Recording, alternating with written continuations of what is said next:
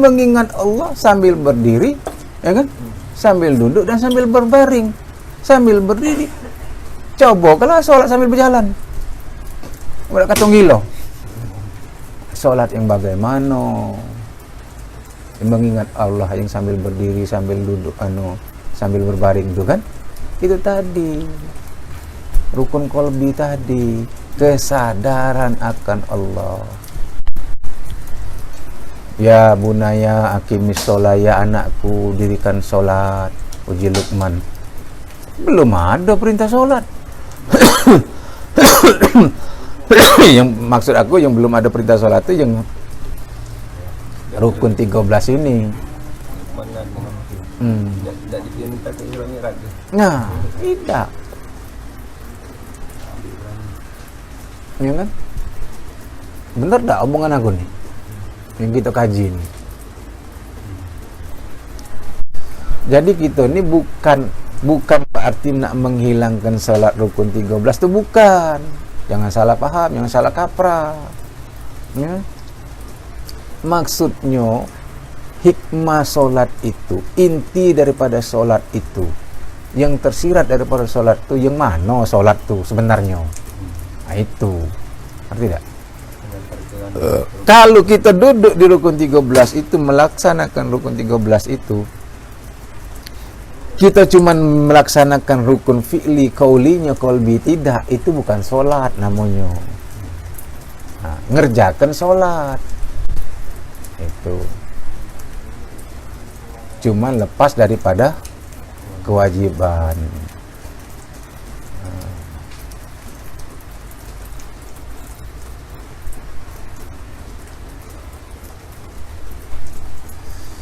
Kita ini kan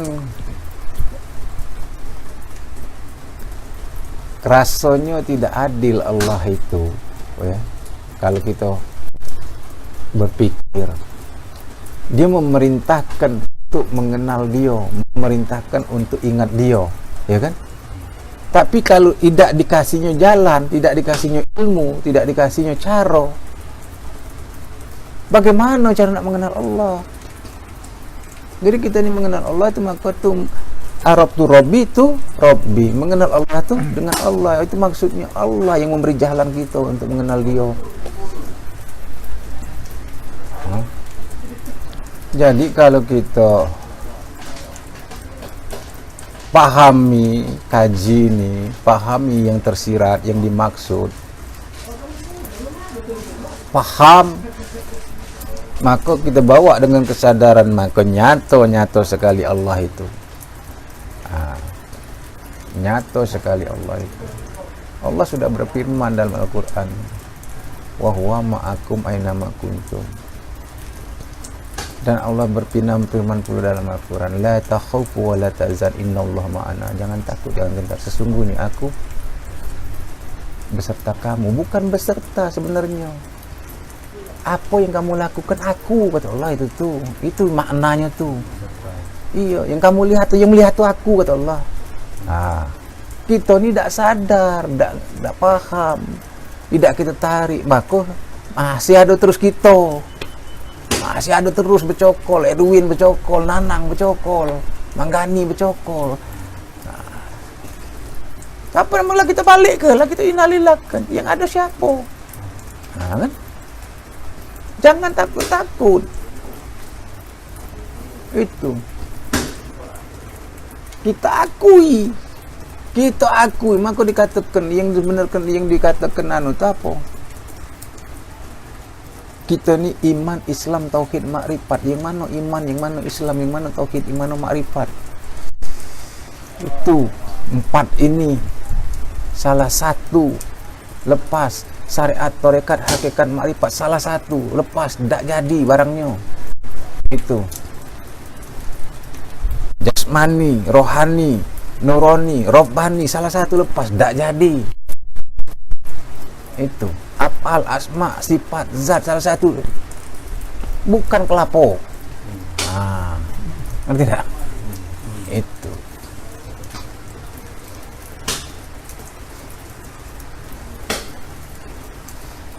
Iya, macam mana nak ngomongkan bolu? Tidak pacak dikatakan bolu. Kalau dak katik susunya. Cuman ada gendum dengan gula bae. Pempek gula jadi. Pempek manis. Nah itu. Maka disinilah yang dikatakan haram hukumnya apabila nafi dengan isbat berpisah. Nafi dan isbat tidak bisa dipisahkan. Cuman yang dimaksud nafi isbat ini yang mana? Yang nafi ini yang baharu, yang kodim, yang isbat. Ya. Yang baharu ini ditiadakan, bukan dipisahkan. Tak bisa. Yang kodim tidak ada yang baharu, tak bisa, ngantuk.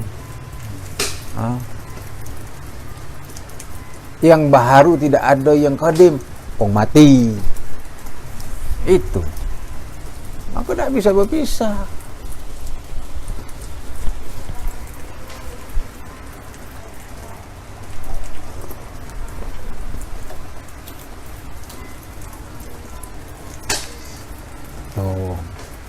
Sini nak pahami nak halus supaya itu tadi, supaya jangan salah kaprah.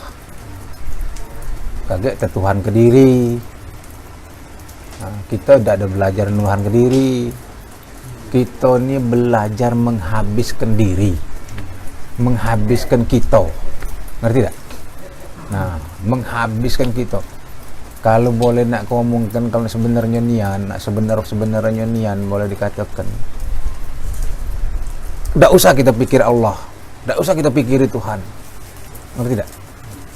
Tak usah kita mikirkan Allah itu ada atau tidak, Allah itu keberadaan Allah, karena Allah sudah pasti ada. Tak usah kita mikirkan bagaimana cara mengesahkan Allah, Allah sudah esa. Tidak, sebenarnya nian. Kita ini yang kita kaji ini, dari mana asal diri kita? Dari tiada menjadi ada, berarti sesungguhnya kita ini tiada. Nah, bagaimana mengembalikan ke tiada ini? Itu kapan kita sudah tiada, otomatis yang ada tinggal. Ya kan? Itu sebenarnya modal itu. Nak ngadu-ngadukan Allah, nak jadi Allah, ngapain Allah? Ngadukan Allah, ngadukan nak jadi Allah, ya kamu sudah memanglah sudah Allah, mana jadi Allah? Ya sudah Allah, ya sudah Allah.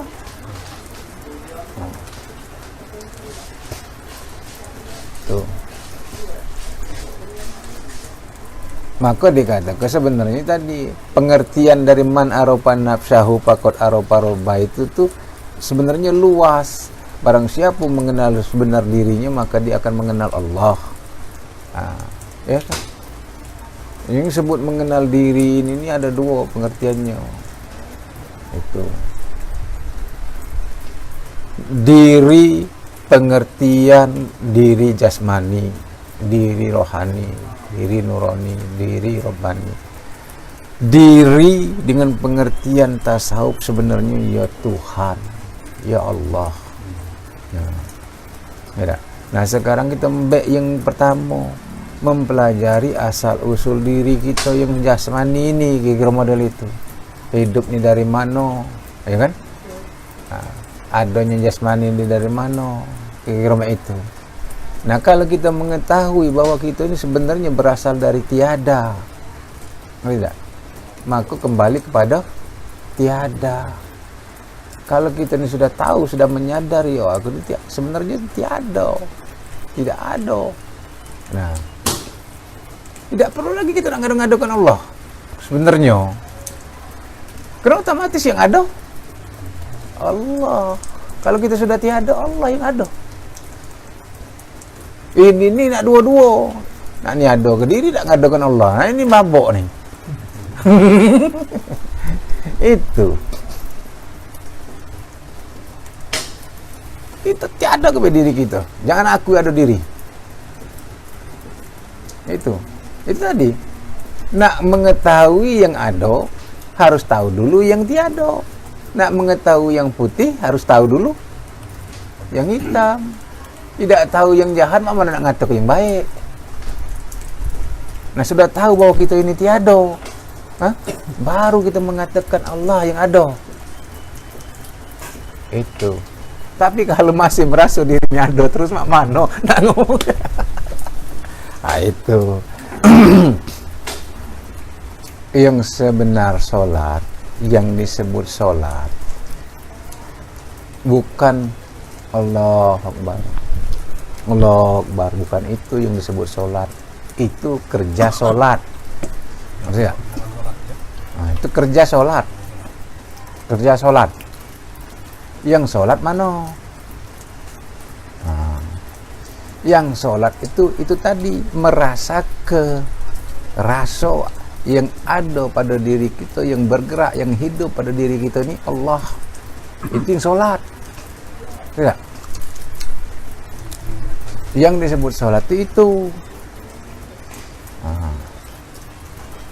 Maka kata Nabi Ibrahim, ya Allah, jadikan diriku ini dengan anak cucu aku yang selalu mendirikan sholat. Maksudnya apa? Yang selalu mengingat,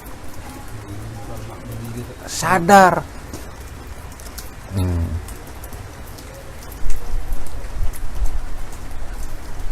Tuh.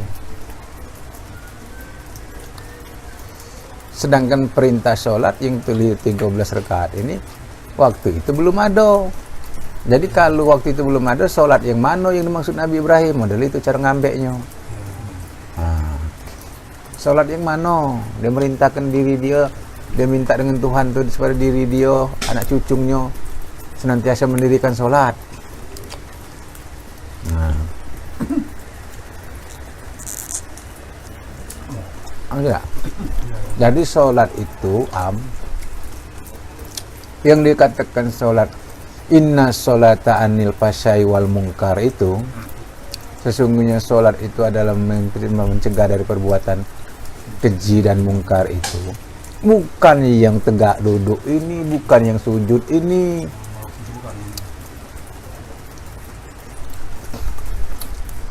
Yang mendirikan sholat, yang terhindar dari perbuatan keji dan mungkar tuh. Nah, mana yang disebut mendirikan sholat? Dirikan sholat. Di mana yang disebut dirikan sholat? Bukan ngerjakan sholat. Bukan pula kemana pergi ingat sholat. Bukan. Dirikan sholat. Ngerti tidak? Diri sholat. Hah? Diri kita sholat.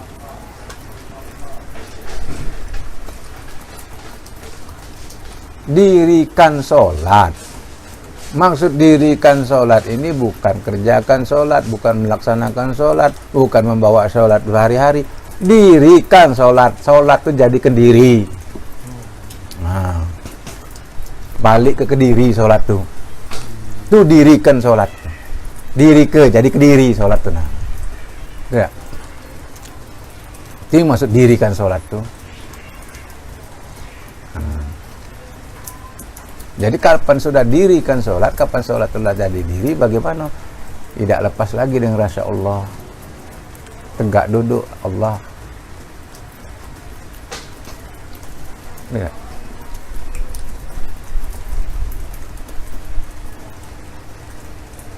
Itu.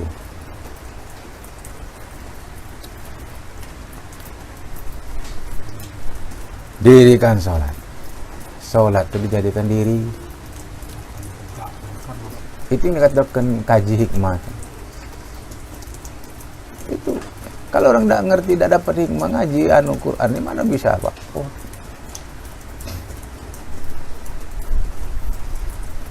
Man kana hazihi a'ma bahwa fil akhirati a'ma. Barang siapa yang buta matanya di dunia ini maka akan buta. Lebih buta lagi dia di akhirat. Alang kekejem Tuhan. Ya. Alang kejahat nasib wong buta itu. Lah buta di dunia ini. Di akhirat kayak lebih buta lagi. Jadi apa maksudnya? Ya buta hati, mata hatinya. Punya mata hati tidak bisa melihat. Punya mata tidak bisa melihat. Punya telinga tidak bisa mendengar. Nah, itu. Yang wajib ain yang wajib pardunian, yang wajib beratnya itu apa? Ya kan? Mengembalikan amanah, mengembalikan yang hak kepada yang hak. Itu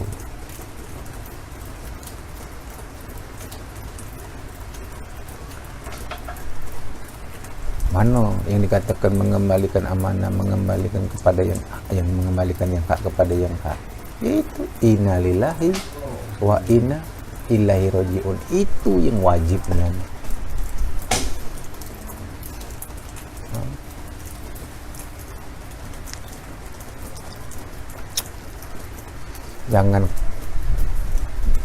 Jangan kita ini ngakui bukan hak kita, bukan wek kita, bukan punya kita, nak kita akui. Tunggu kata Tuhan kau. Iya. Tukang parkir nak ngakui mobil banyak itu punya dia, nak ngakui mobil, nak ngakui motor punya dia. Awak cuma tukang parkir, gebuk sekampung. Nah, itu kira-kira. Kita ini menerima amanah, tidak? Nah, yang mana amanah pada diri kita ini, itu yang nak kita ketahui, itu yang nak kita kembali ke. Tuh.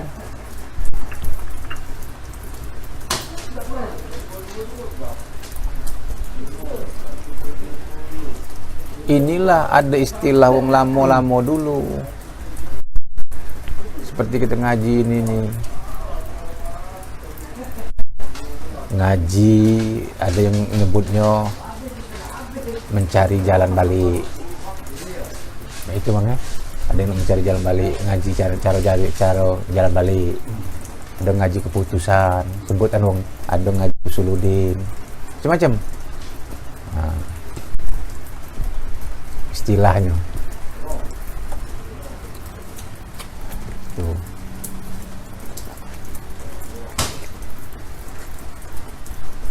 Sebenarnya kita ni nak memahami maksud daripada yang tersirat kata-kata inna lillahi wa inna ilaihi rajiun ini tuh sebenarnya.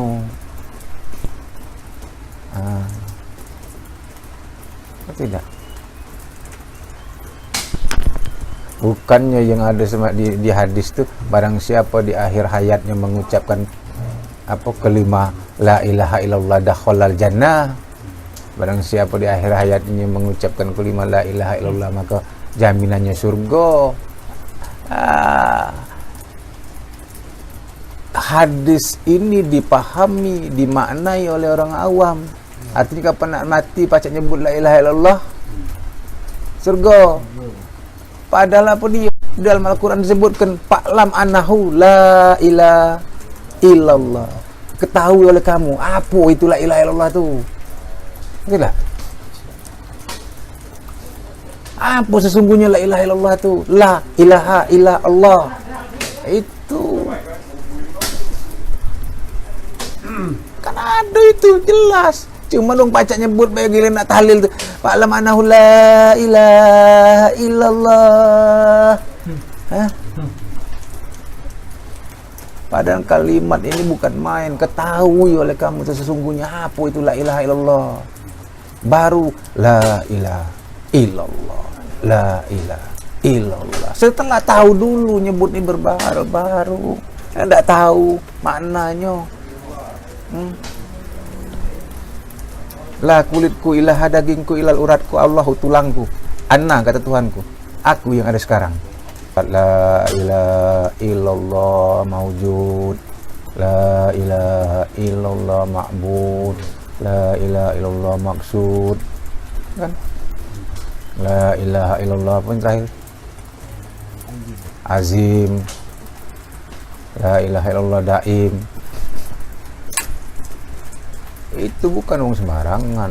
Kiai besar Palembang ini di Masjid Agung itu nyiptakan itu.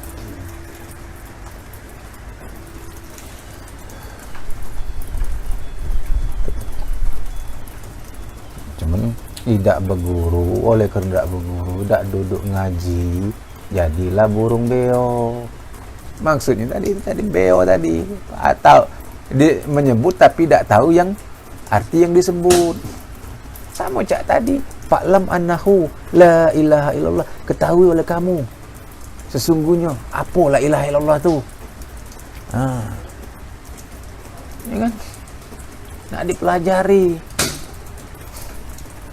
Karena la ilaha illallah itu ada kalimat nafi dan ada kalimat isbat. Mana yang dinafikan, mana yang diisbatkan.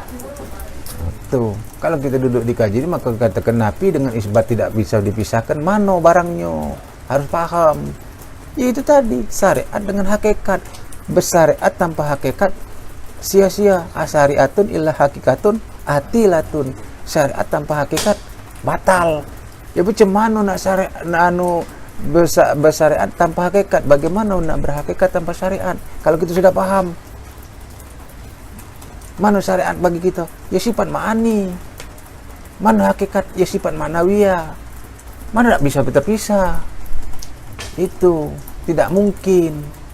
Ini katakan nafi dengan isbat tidak mungkin dipisahkan. Tetap esa barangnya. Pengertiannya nafi, ada nafi yang dinafikan, ada yang diisbatkan. Tuh. Tapi di dalam pelaksanaannya tidak bisa pisah. Itu tadi. Kalau ada zahir, batin tidak ada, mayat namanya. Kalau ada batin, beda ada zahir, hantu namanya. Itu kita ngambil tuh. Jadi jangan kita terjebak dengan omongan wong. Tuh. Maka kita ini kalau kita sudah tiada, yang ada hanya si ada. Ngapain yang si ada ini ada? Ini tidak ada istilah zahir, tidak ada istilah batin. Kenapa? Wal awalu wal akhiru waz zahiru wa batinu. Dia yang zahir, dia yang batin. Dia yang awal tanpa permulaan, akhir tanpa penghabisan. Mana? Tak bisa lagi nak ngomongkan ini jasad, ini tubuh. Yang ada jasad tubuh itu kalau kita ada. Tidak. Kalau mengatakan ini jasad, ini tubuh, berarti kita ada. Itu pahami. Pelik nak memahaminya tu, sulit nak memahaminya tu. Tidak mudah, tapi mudah-mudahan. Itu. Jadi omongkan, jangan ke badan sebesar ini, sebiji sawi, sebesar biji sawi, ya kan? Lagi tidak galak, disandingkan. Kenapa? Karena memang dia sudah berkata, jangan kamu sandingkan aku dengan sesuatu, la syarikalah, tidak mau berserikat. Tidak mau disekutukan. Fayaghsiru fir ibadi illa bil ma'rifatillah. Sia-sia amal ibadah kecuali dengan mengenal. Barang siapa mengenal, kafir. Berhentilah ngaji ini. Hati benarnya. Iya. Salat masuk neraka sakar. Iya. Tidak solat masuk neraka sakor. Solat masuk neraka wil. Jadi cak mana? Fawailul lil musallina allazina hum an salatihim sahun. Nah, mak mana ini? Dak solat masuk neraka sakor, solat masuk wil. Wil. Neraka wil ini neraka yang paling bawah. Apakah Allah, apakah Tuhan tidak memberi solusinya? Ya kan? Apa tidak memberi jalannya? Itu. Dikasih jalan oleh Allah. Disebutkan oleh Allah di situ. Qad aflaha man tazakka wa zakara isma rabbih wa shalla. Antara dua ini tadi, maka dikatakan di dalam ayat surat Al-A'raf ayat 25 ini, Nah, apa disebut ke situ? Waskur rabbaka fi nafsika tadarruan wa hifatan wa dunal jahri minal qalbi bil huduni wal asoli wala takun minal ghafilin. Dan ingatlah Tuhanmu dalam hatimu dengan rendah hati dan rasa takut, dan tidak pernah mengeraskan suara pada waktu pagi dan petang. Jadi dikasih jalan oleh Allah, ya kan? Ini kan disebutkan tidak mengeraskan suara pada waktu pagi dan petang. Apa ini maksud tidak mengeraskan suara? La biharfin la sahuti, tidak bersuara dan tidak terhubung. Apa namanya? Inilah yang disebut zikirullah. Inilah yang disebut mengingat Allah pagi dan petang. Tuh. Di dalam kita mengingat Allah itu maksudnya jangan ngeras ke suara. Yang mana disebut mengingat Allah? Yang dikatakan oleh orang fikih ini, nah yang zikir itu tidak masuk akal. Maka kata Rasulullah, awal-awal beragama itu makrifat, mengenal. Awaludin ma'rifatullah. Awal daripada awal agama itu makrifat. Maka di sini dalam buku kami ini, dalam pengajian kami ini disebut di sini. Nah, awalu wajibidin alal insani ma'rifatulillahi bistiqoni. Artinya pertama yang wajib, yang diwajibkan tegasnya fardu ain, artinya tidak bisa diwakilkan atas manusia, adalah makrifat kepada Tuhan dengan mencari ilmu yang menjurus kepada keyakinan, yaitu ilmu yakin, ainul yakin, dan hakul yakin. Ini awal pertama sekali. Inilah yang disebutkan sunnah Rasul yang paling ditekankan oleh Rasulullah. Bukan yang manjang ke jenggot, bukan segala macam. Itu sunnah Rasul tuh. Sunnah Rasul yang ditekankan oleh Rasulullah, itulah awaludin ma'rifatullah. Awal beragama itu mengenal Allah. Itulah sunnahnya Rasulullah. Maka dikatakan di dalam surat Al-Ahzab kalau tidak salah, ya kan? Laqad kana lakum fi rasulillahi uswatun hasanah. Sesungguhnya pada diri Rasulullah itu ada contoh suri tauladan yang baik. Contoh suri tauladan yang baik yang apa? Liman kana yarjullah, barang siapa ingin berjumpa dengan Allah. Bagaimana cara Rasulullah menjumpai Allah? Bagaimana cara Rasulullah bertemu dengan Allah? Bagaimana cara Rasulullah mengingat Allah, berzikir kepada Allah? Itu yang nak dicontoh. Nah, yang paling utama pada Rasulullah itu bagaimana cara dia menjumpai Allah, bagaimana cara dia berjumpa dengan Allah. Liman kana yarjullah wal yaumil akhir. Wa zakarallahu katsira. Itu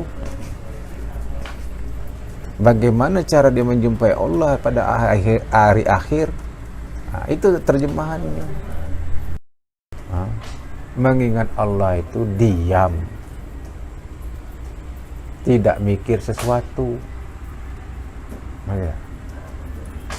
Karena Allah bukan sesuatu. Allah itu mukhalafatahu lil hawadis. Allah itu laisa kamislihi syai'un. Apapun yang kamu serupakan, apapun yang kamu samakan, bukan.